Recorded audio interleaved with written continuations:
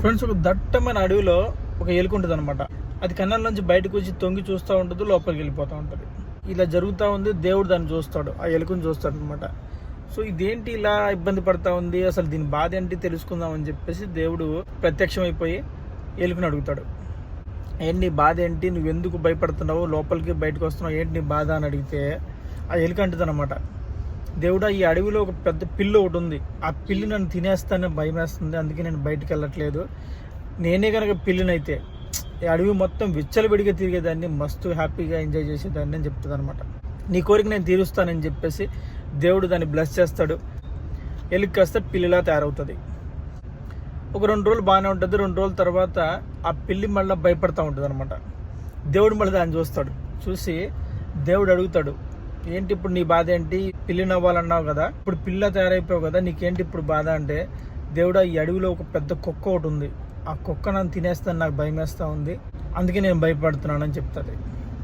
అయితే ఇప్పుడు ఏం చేద్దామంటే, దేవుడు నన్ను కుక్కలా తయారు చేయ దేవుడా, ఇప్పుడు కుక్కనైతేనా అని చెప్తుంది.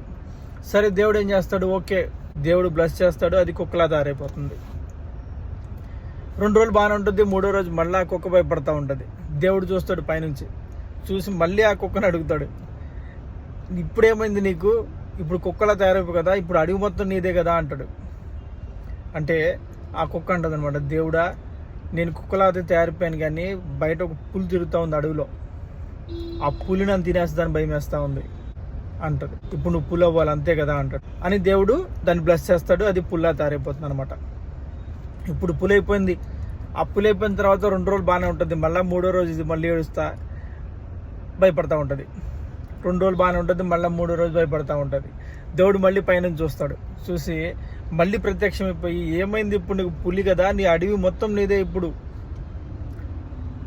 ఏంటి నీ బాధ ఏంటి అని అడిగితే, నీకు ఎందుకు భయం అంటే, దేవుడా బయట వేటగాళ్ళు తిరుగుతూ ఉన్నారు, నన్ను చంపేస్తారని నాకు భయం వేస్తూ ఉంది అని చెప్తుంది.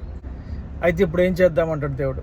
అంటే దేవుడా నన్ను మనిషిని చేయి దేవుడా, అసలు మనిషి అయితే ఇంకా తిరిగే లేదు, మొత్తం నాదే, ఈ ప్రపంచం మొత్తం నాదే అంటది. సరే దేవుడు ఇంకేం చేస్తాడు, సరే ఓకే నువ్వు మనిషిలా తయారైపోతావు అని చెప్పి బ్లెస్ చేస్తాడు. ఫ్రెండ్స్, ఒకసారి ఆలోచించండి, ఆ మనిషి మీరే అయితే నెక్స్ట్ మీ విష్ ఏమై ఉంటుంది, కామెంట్ బాక్స్లో చెప్పండి. Thanks for watching.